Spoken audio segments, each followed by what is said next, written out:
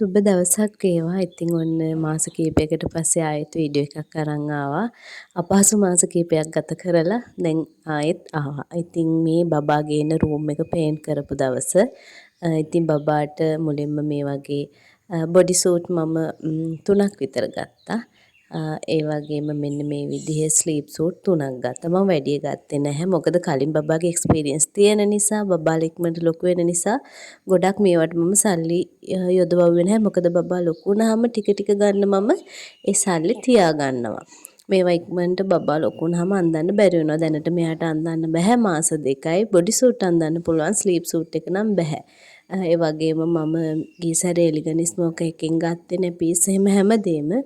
මේ සැරේ පොඩි ප්‍රශ්න නිසා රටේ යන්න බැරි වුණා. මම රත්නපුර ටවුන් එකෙන් ගත්තේ කැන්ඩි කිඩ්ස් එකෙන්. ඉතින් ඔක්කොම ගෙනල්ලා kids joy liquid soap bottle එක ගෙනල්ලා මම මේව හොඳ රෙදි ඔක්කොම හොදවුවා ටැග් ගලවලා. ඊට පස්සේ මේ බබාට ගත්ත බ්ලැන්කට්ස් මේවා ලොකුයි සාමාන්‍යයෙන් ඩබල් බෙඩ් එකකින් භාගයක් විතර වගේ කවර් වෙනවා. කලින් දෙක දෝනිට ගත්ත දෙකක්. මේ අනිත් දෙක මම මේ පාර ගත්ත එක. ඒ වගේ මෙන්න මේකත් ගත්තා. ඒක ලොකු බ්ලැන්කට් එකෙන් 4න් එකක් වගේ තියෙන්නේ. ඒකේ උනට ඩබල් ලේයර්. මේ මස්ලින් බ්ලැන්කට්ස් මේවත් අර ලොකු බ්ලැන්කට්ස් වගේම ලොකුයි. ඒ වුණාට ඒක හරිය තුනී හරියම සනීපයි. බබා සර්වල් කරන්න නම් නියම මැටීරියල් එක මෙන්න මේ මස්ලින් මැටීරියල් එක. ඉතින් මේ තියෙන්නේ ටවල් මම සුදු පාටින් 2යි නිල් පාටින් 1යි ගත්තා. ඊට අමතරව ටිකක් ලොකු ටවල් එකක් වගේ වෙලෝන මැටීරියල් එකෙන් ටවල් එකට වැඩිය ඒක සනීපයි. මෙන්න මේකත් ගත්තා. ඒකෙන් බබා ඔතන්න පුළුවන්. ඒක මම ගත්තේ ලේබර් රූම් එකට දෙන්න බඩු ටිකත් එක්ක දෙන්න බබා මුලින්ම ඔතන්න. ඉතින් ඒ ටික ඒ විදිහට ගත්තේ. ඒ වගේම මෙන්න මේ චූටි ක්ලෝත්ස් ගත්තා. බබාව පිහින්න, එතකොට බර්බ් ගියාම පිහින්න, ඒ වගේ පොඩි දේවල් වලට ඒකේ සෙට් එකක් ගත්තා. මේ කහ පාටට මට ආස හිතුණා. ඉතින් මම ඒකෙන් ෆ්‍රොක්ස් 6ක් ගත්තා. අරකින් 12ක් ගත්තා නිල් පාට එකෙන්. කහ පාට එක මුල් සතියේ දෙකේ අඳන්න එපා. මොකද බබා කහ වුණොත් එතන ප්‍රශ්නයන්නේ. වෝල් කිට් 2යි පැනල් කිට් එකක් ගත්තා. මොකද වෝල් කිට් දෙකක් ගත්තේ බබා චූටිවට ඉපදෙයිද ලොකුවට ඉපදෙයිද කියන දන්නේ නැති නිසා දෙකක් ගත්තා. මේ තියෙන බොඩි සූට් 3. Sleep suit 3. ඒ වගේම බොඩි සූට් 1යි 2යි 3යි. මේක තමයි මම මාස 2ක් වෙනකම්ම රැයට බබාට අඳාවේ බොඩි සූට් එකල්ලා මස්ලින් ස්වෙඩල් බ්ලැන්කට් එකෙන් බබාව හොඳට රැප් කරලා තමයි තිබ්බේ. දැන් නම් ටික රස්නේ නිසා එයා ඒ බොඩි සූට් අඳින්න කැමති නැහැ. ඉතින් මේ මම ගත්ත නැපීස් මෙතන තියෙන්නේ 32 පළල නැපීස් 6ක් ගත්තා සිංගල් ලේයර්. ඒ වගේම 18 පළල නැපීස් 6ක් ගත්තා ඒත් සිංගල් ලේයර්. ඩබල් ලේයර්ස් නැපි 24ක් ගත්තා තනි සුදු පාටයි. ඒ වගේම චූටි හાર્ට් ෂේප් එක. එතකොට මම නැපි 32ක් විතර ගත්තා.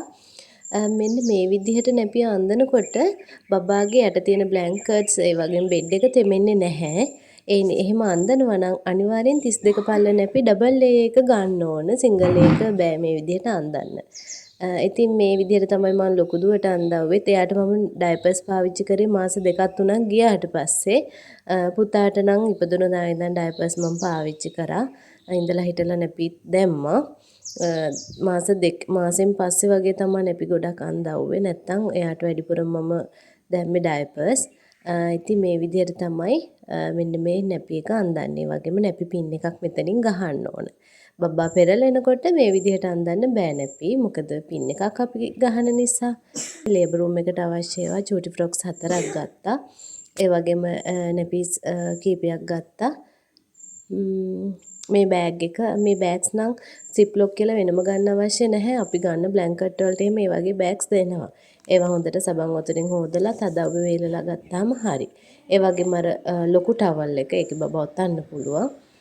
ඔතන්න ටවල් එකයි පිහින්න චුටි ටවල් එකයි සුදු පාට මෙන්න මේ තැඹිලි පාට බ්ලැන්කට් එක බබා ඔතන්න.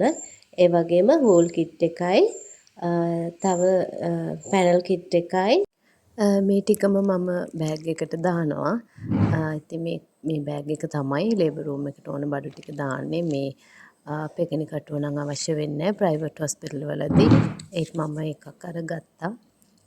මේ තව බබාගේ නැපීස් දාගන්න ඒ වගේම තව ෆ්‍රොක්ස් දාගන්න බබා අපේ අතට දුන්නාට පස්සේ එයාගේ වැඩ කරන්න ඕන ඒවා වෙනම ලෑස්ති කරගන්නවා. මේ ටිකට අමතරව පනාවක් ගන්න ඕන බබාට. මම මේ රෝල් පිලෝ 2යි ගත්තේ. ඉතින් මේ විදිහට ලැගේජ් එකට බබාට අවශ්‍ය දේවල් ලෑස්ති කරගත්තා. මම කලින් දුවට නම් ඇවිනෝ බොඩි වොෂ් එක ගත්තේ. මේ සැරේ මම සෙබාමිඩ් සෝප් එක try කරන්න ගත්තා. ඉතින් මේ විදිහට බෑග් එක ලෑස්ති කරගත්තා. ඒ වගේම බබා ගෙන්න කලින් මේ විදිහට ටේබල් එකක් ලෑස්ති කරගත්තා. මොකද කලින් සැරේ කොට් එකේම තියලා බෙඩ් එක උඩ තියලා බබාව චේන්ජ් කරපු නිසා මට කොන් දෙක එක්කම වැඩි වුණා. මොකද මම ටිකක් උස නිසා ගොඩක් නැමෙන්න වුණා. ඉතින් ඒක මගහරව ගන්න මම මේ විදිහට ටේබල් එකක් ලෑස්ති කරගත්තා. ඒ වගේ මේ වගේ පොඩි බේසින් දෙකක් තියෙනවා නම් ගොඩක් හොඳයි. මුල්ම කාලේ බබාව නාව ගන්න සීස කරවුවාම නැමෙන්න ඉඳ ගන්න බෑනේ. ගෙදර උදව්වට කවුරු හරි ඉන්නවා නම් ප්‍රශ්නයක් නෑ. ඉතින් මම පුතාව හොදන්න ගත්තේ සෙබාමිඩ් සෝප් එක. ඒ වගේම සෙබාමිඩ් මොයිස්චරයිසර් එක ගත්තා. මම පාවිච්චි කරන ප්‍රොඩක්ට් ගැන වීඩියෝ එකක් කලින් කරලා තියෙනවා. කලින් දුවට ගත්ත ඒවා. මේ දෙකත් පාවිච්චි කරලා මේකේ ෆීඩ්බැක් එකත් මම ඔයාලත් එක්ක ෂෙයා කරගන්නම්. තාම මේක ගොඩක් පාවිච්චි කරලා නැති නිසා මට කියන්න බෑ.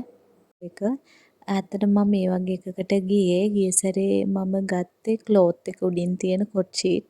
ඒකෙන් 3ක් විතර ගත්තා. මේ තියෙන්නේ එක. ඒකෙන් 3ක් විතර ගත්තා. ලොකු දෙකයි පොඩි එකයි. ඇත්තටම උඩ ක්ලෝත් එක තෙමුනහම මේක යටින් කව වුණා කියලා වැඩක් නැහැ. ඒක හොදන්න ඕන, වේලෙන්න දාන්න ඕන. නමුත් මේ සැරේ මම ගත්ත කොට් ෂීට් එක එහෙම ගැටලුවක් නැහැ. අපිට පිහලා පාවිච්චි කරන්න පුළුවන්. ඊට අමතරව මම මේ විදිහට 52ක් ගත්තා.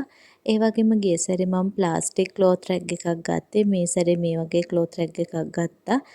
මොකද ප්ලාස්ටික් එක ඉක්මනට කැඩෙන්න බලන නිසා. මේක නම් දැනට තියෙනවා. කොච්චර කාලයක් පාවිච්චි කරන්න පුළුවන් වේද කියලා දන්නේ නැහැ. මං හිතන්නේ දිගු කල් පාවිච්චි කරන්න පුළුවන් වෙයි. ඒ වගේම කොට් නෙට් එකට අමතරව මම මේ වගේ නෙට් එකකුත් ගත්තා.